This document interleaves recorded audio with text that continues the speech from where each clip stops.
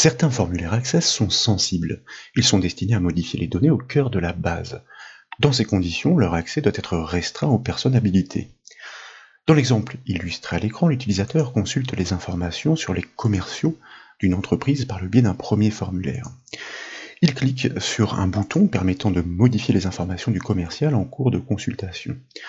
Mais avant d'atteindre le formulaire de modification, un barrage se dresse. Un formulaire intermédiaire impose d'énoncer le mot de passe requis. Et comme vous pouvez le voir, ce mot de passe est encodé. Cette nouvelle astuce Access dévoile comment masquer un mot de passe d'accès, entre autres.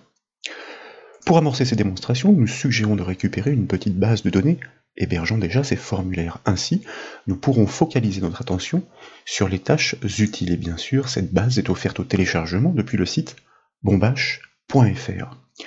En consultant le volet de navigation, sur la gauche de l'écran, vous remarquez que cette base de données est composée de 5 objets. Il s'agit d'une table, d'une requête et de 3 formulaires. Pour débuter, je vous invite à double-cliquer sur le formulaire FCOM afin de l'exécuter. Par enregistrement séparé, nous l'avons déjà constaté, il relate les résultats des commerciaux de l'entreprise. Il a donc été bâti sur la table commerciaux. En consultant l'indication fournie par la barre de navigation en bas de la fenêtre Access, vous constatez qu'ils sont au nombre de 14. Je vous propose désormais de fermer ce formulaire en cliquant sur la croix de son onglet et puis dans le volet de navigation, de double-cliquer sur le formulaire FModif.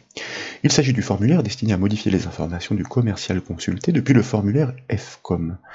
Il apparaît vide car il n'est pas conçu pour s'ouvrir indépendamment.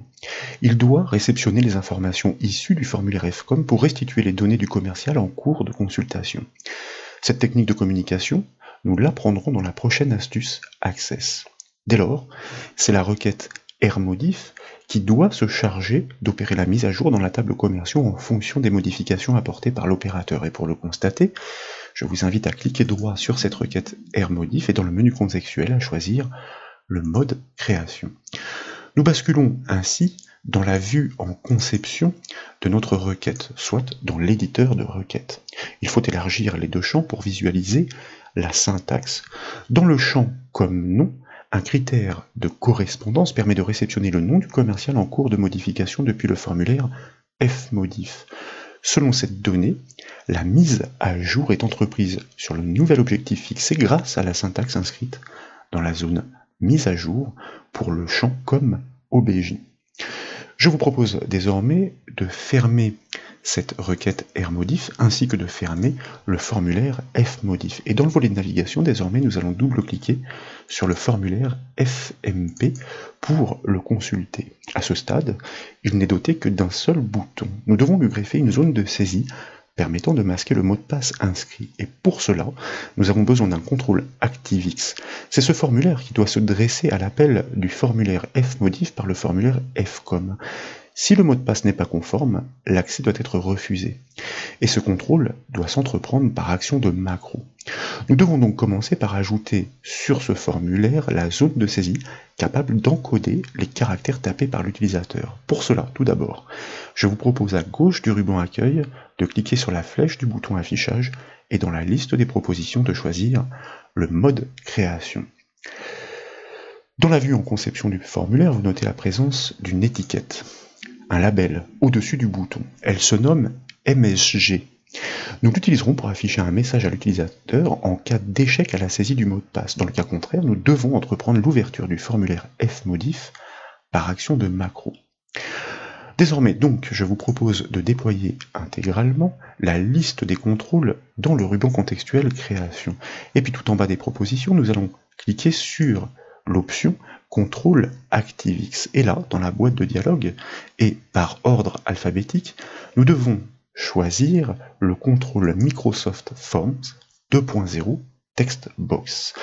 Il s'agit d'une zone de texte a priori classique, mais nous allons le voir, elle offre plus de propriétés. Donc, nous cliquons sur le bouton OK pour l'ajouter, et la zone de texte ActiveX apparaît sur le formulaire. Il convient, bien sûr, de la déplacer au-dessus du bouton et éventuellement d'ajuster ses dimensions pour qu'elle soit suffisamment large et en cohérence avec le bouton.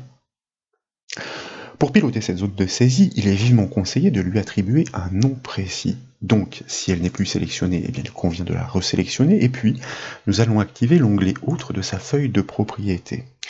Et dans la zone Nom, nous allons remplacer l'intitulé existant par le suivant mot passe. C'est une suggestion que nous validons avec la touche Entrée du clavier. Sur le formulaire désormais, je vous propose de cliquer sur le bouton pour le sélectionner. Et puis, nous allons activer l'onglet Événements de sa feuille de propriété. Et là, nous cliquons sur le petit bouton de son événement au clic pour déclencher une boîte de dialogue dans laquelle nous choisissons bien le générateur de macros que nous validons avec le bouton OK. Et dans l'éditeur de macros, tout de suite, nous allons déployer la première liste déroulante pour choisir l'instruction conditionnelle si, puisqu'il s'agit premièrement, eh bien de vérifier le mot de passe tapé pour l'utilisateur pour savoir quelle est l'action à engager ensuite. Dans la zone expression conditionnelle, eh bien, nous devons donc vérifier cette condition sur le champ que nous avons nommé mot passe, que nous mentionnons entre crochets. La question est de savoir si ce mot de passe est égal à celui que nous attendons arbitrairement, donc puisqu'il s'agit d'un texte entre guillemets, ABC 1, 2, 3, pour nous simplifier la tâche, et nous fermons bien les guillemets.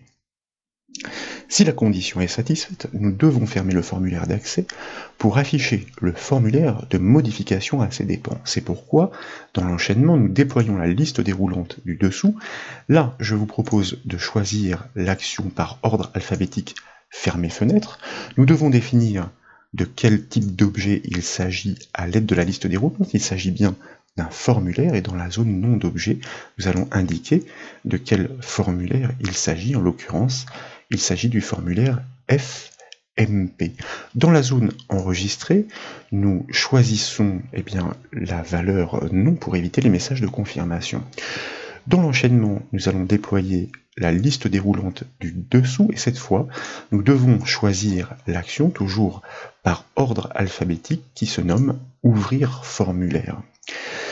Le formulaire à atteindre n'est autre que le formulaire fmodif, donc nous le précisons dans la zone nom de formulaire. Et puis dans la zone mode fenêtre tout en bas, nous allons choisir boîte de dialogue. Ainsi, le nouveau formulaire s'affichera dans sa propre fenêtre et non encapsulé dans un onglet. Nous pourrons le positionner à notre guise pour plus de confort. Nous venons d'énoncer les actions à exécuter lorsque le mot de passe est conforme. Dans le cas contraire, nous devons afficher l'indication à l'utilisateur. Pour cela, il suffit d'afficher un message dans l'étiquette nommée MSG. C'est pourquoi, en bas à droite de l'instruction, si je vous invite à cliquer sur le lien « Ajouter sinon ». Et là, nous allons déployer la liste déroulante qui se propose dans cette nouvelle branche pour choisir cette fois l'action « Définir propriété » puisque nous souhaitons modifier l'intitulé du label qui se nomme MSG. Donc dans la zone nom de contrôle, il s'agit déjà de pointer sur ce label par son nom MSG, vous voyez qu'il est reconnu et donc proposé. Dans la zone propriété, nous allons choisir l'attribut légende et non l'attribut valeur. En effet, le texte porté par une étiquette n'est pas reconnu par la propriété valeur, value en anglais, comme pour les zones de texte. Il s'agit d'un intitulé reconnu par la propriété légende ou caption en anglais. Et dans la zone valeur, pour terminer, nous allons adresser un message, une indication, fort simple ma foi, mot de passe incorrect, par exemple, avec un point d'exclamation, pourquoi pas. Il est temps de tester le fonctionnement de cette macro, c'est pourquoi dans le ruban création, je vous propose de cliquer sur le bouton enregistrer, puis sur le bouton fermer, de manière à revenir sur le formulaire en conception, et là, nous allons l'enregistrer à son tour par le raccourci clavier CTRL-S.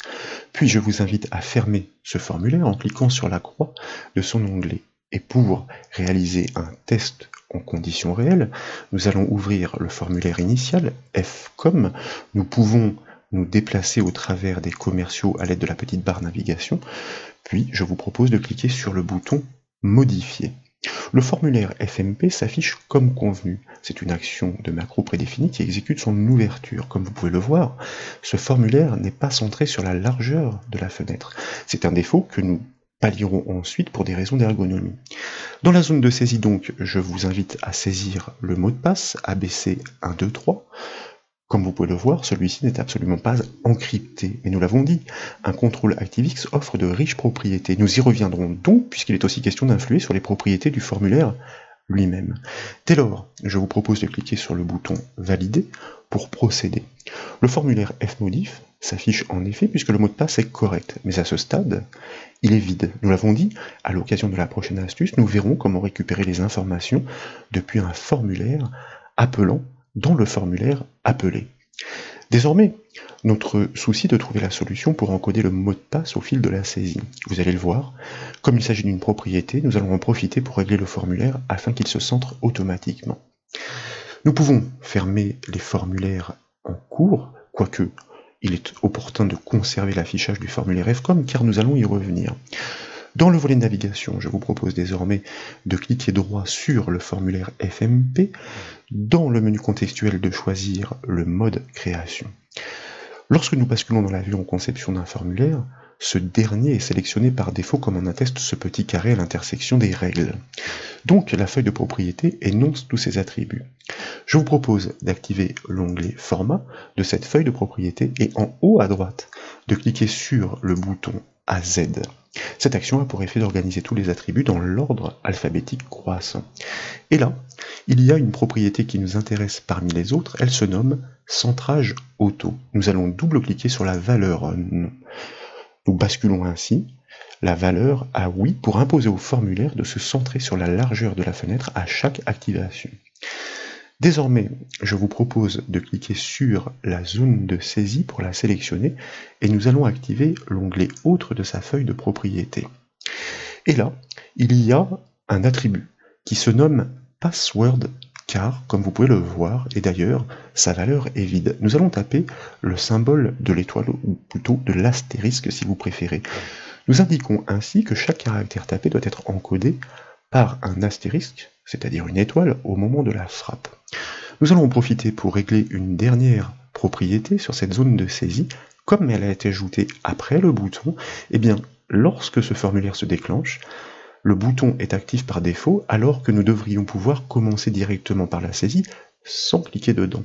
Et pour ce faire, nous allons modifier l'index de tabulation ici, nous allons le passer de 1 à 0. C'est désormais la zone de saisie qui sera active par défaut puisque comme vous le constatez, eh bien, désormais l'index de tabulation pour le bouton, lui, a basculé à la valeur 1. Nous pouvons enregistrer le formulaire avec le raccourci clavier CTRL S par exemple, et puis le fermer, naturellement en cliquant sur la croix de son onglet, et ensuite sur le formulaire FCOM, je vous propose de cliquer sur le bouton Modifier. Vous remarquez effectivement que ce formulaire est bien centré, nous allons taper un mot de passe erroné, ABC111 par exemple, et puis cliquer sur le bouton Valider.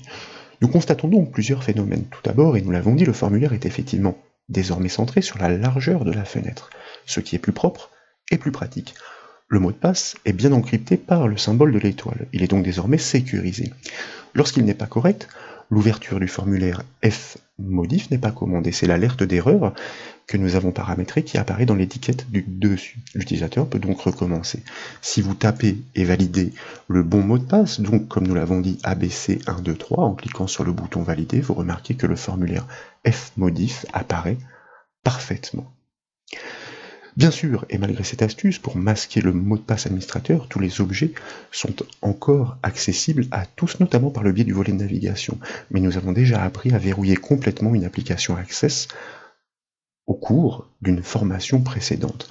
Quoi qu'il en soit, j'espère que cette nouvelle astuce vous a plu. Si c'est le cas, comme toujours, je compte sur vous pour mettre un petit j'aime à la vidéo, et comme vous le savez, vous pouvez retrouver toutes les formations et astuces sur le site bombache.fr. Je vous remercie.